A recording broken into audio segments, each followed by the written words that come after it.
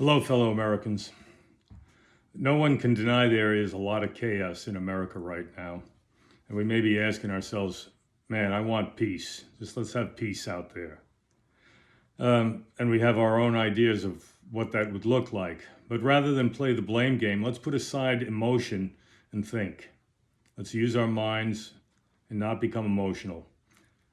If we prefer peace to chaos, we should be sure that we know exactly what peace really is. And then we should pursue it.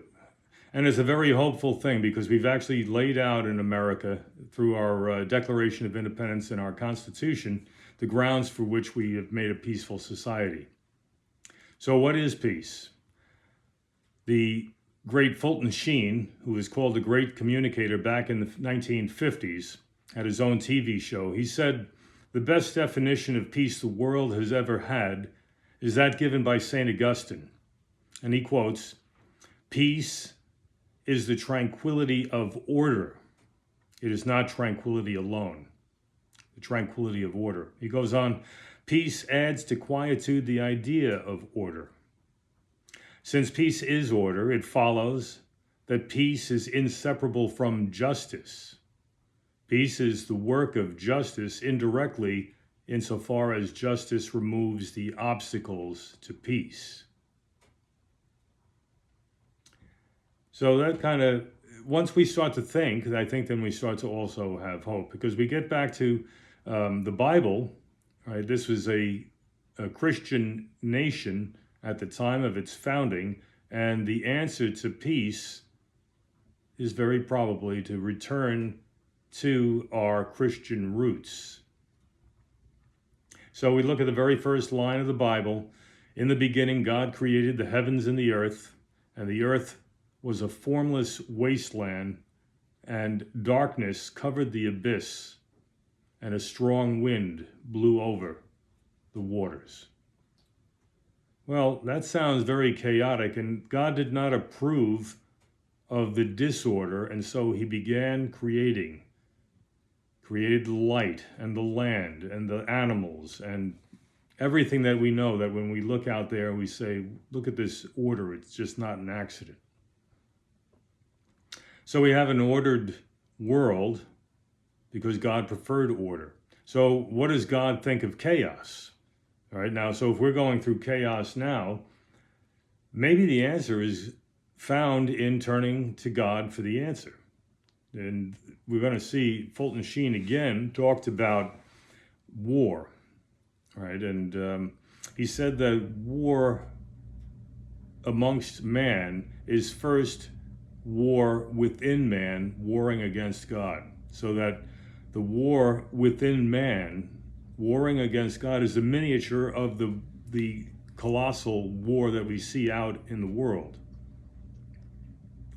And the Founding Fathers, in our Declaration of Independence that we proudly state, and we've used Martin Luther King, many people that when there has been abuse have quoted it. All men are created equal and endowed by their Creator with certain inalienable rights.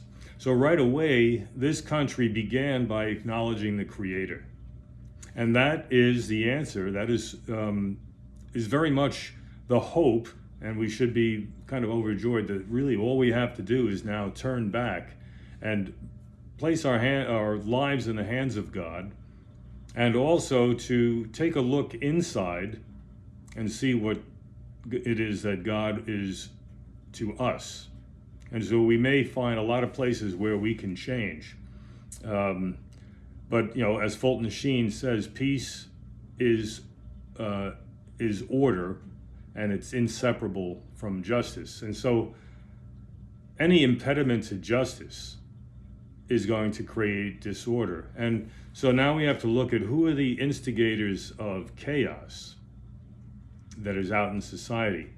We look at law and order, and we may not like the way law and order is perpetrated on us, but then we have a right in the Bill of Rights to go and redress our grievances to our government.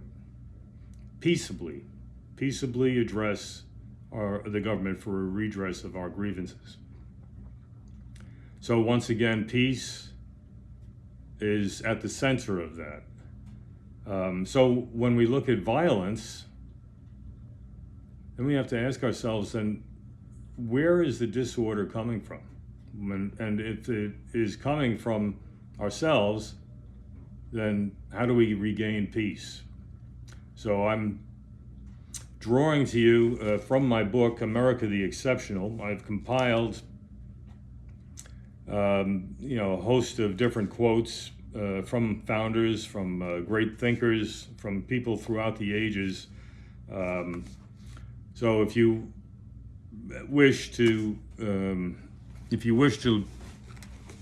learn more from the book, to refer to it, it is available on Amazon. It's called America the Exceptional, Restoring a Wayward Nation's Greatness. And I'm going to share in the future more of the quotes that I've compiled, the wisdoms from the founders and other people that can have great sway in the disorder that we now feel amongst us. And so I look forward to talking again, and thank you.